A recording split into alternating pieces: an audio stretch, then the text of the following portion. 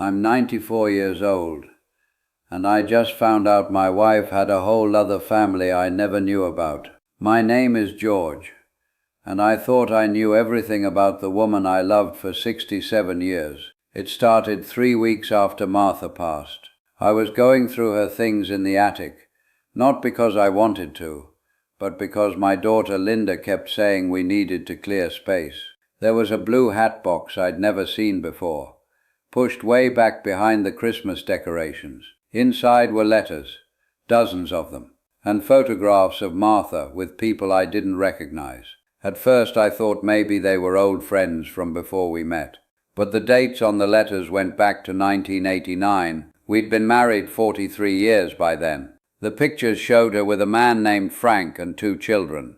There was one of her holding a little boy on her lap, maybe 5 years old, with a birthday cake in front of him. She was smiling the same way she smiled in our family photos. I sat on the attic floor for 2 hours reading those letters. Frank called her his sunshine. He wrote about taking the kids to the beach, about fixing up their kitchen, about hoping she could stay longer next time.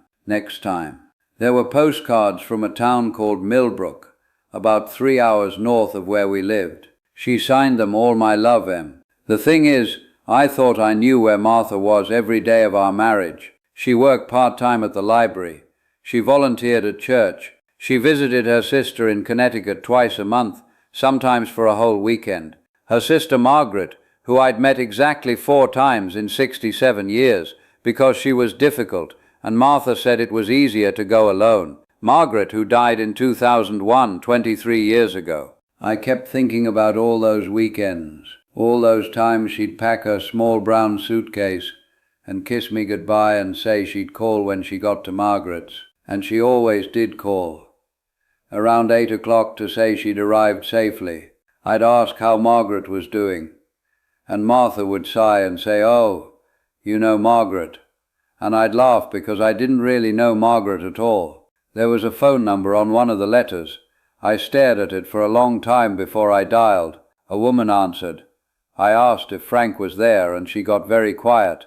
Then she said Frank was her father and he'd passed away in 2019. I told her my name. I told her I was Martha's husband. She didn't say anything for maybe 30 seconds. Then she asked me to hold on. When she came back, her voice was shaking. She said her name was Claire. She said she was 41 years old, and Martha was her mother. She'd been told I didn't exist. She'd been told her father Frank met Martha in 1978, that they had 2 children together, that they had a good life, even though they never officially married, because Martha had complicated feelings about legal papers after a bad first marriage when she was young. That was the story. I was the bad first marriage that never happened. We met at a diner halfway between our towns. Claire brought her brother Danny. They brought photos. There was one of Martha at Danny's high school graduation in 2001, another of her holding Claire's baby daughter in 2006. My granddaughter Linda was born in 2005, and Martha was there for that too. I don't know how she managed it. Danny told me about the time Martha taught him to drive. Claire talked about how Martha made this specific lemon cake for every birthday. It was the same cake she made for our family. They asked me about her, careful questions, like they were afraid I'd break. I told them about the day we met at a USO dance in 1957, about how she always hummed while she cooked, about how she could never sleep if there was a full moon. Claire started crying and said her mother used to tell her the full moon made her restless because it reminded her of someone she loved.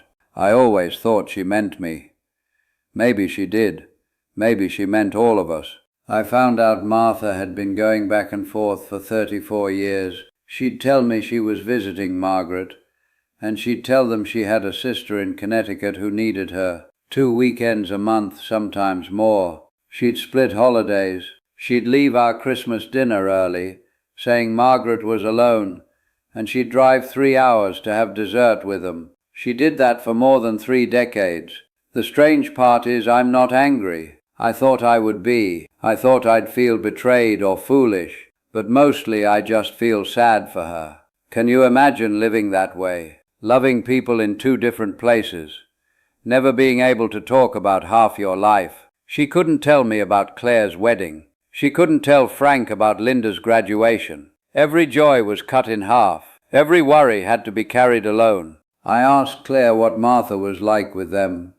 She thought about it and said her mother was loving, but always a little distracted, like part of her was somewhere else. I told her Martha was exactly the same with us. We all only got pieces of her. There's a letter I found at the bottom of the hatbox. It's not addressed to anyone. It's in Martha's handwriting, and it's dated just a few months before she died. She wrote about being tired, about how she'd made choices when she was young that seemed manageable at first, and then the years went by and she was trapped inside her own lies. She wrote that she loved us all. She wrote that she was sorry. She wrote that she didn't know how to fix it anymore, so she just kept going. I think about her in those last weeks, when she was sick and I was sitting beside her bed. She'd hold my hand and sometimes she'd say names in her sleep. I thought she was confused from the medication, but she was calling for all of us. Frank, Claire, Danny, me, Linda, all the people she loved, finally in the same room, even if only in her dreams. Claire calls me every Sunday now. Danny came by last month and we watched a baseball game together. It's strange and it's painful and it doesn't feel quite real. But they're good people. Martha raised good people. Twice. I don't tell many folks about this. What would I say? That my wife of 67 years had another husband and 2 more children. That I'm having coffee with the family I didn't know existed. It sounds like something from a television show. But it's my life now. Sometimes I wonder if Martha ever wanted to tell me. If there were moments when it was right there on her tongue. Or maybe she thought about it so many times that staying quiet became easier than breaking everything apart. I'll never know. That's the hardest part. All the questions that don't have answers anymore. What I do know is this. Love isn't simple. People aren't simple. Martha wasn't a villain, and she wasn't a saint. She was someone who made a choice, and then made it again every day for 34 years because she couldn't figure out how to unmake it. She carried that weight alone until it went with her into the ground. I loved her. Frank loved her. Claire and Danny loved her. Linda loves the mother. She remembers. None of that is fake. It's all real.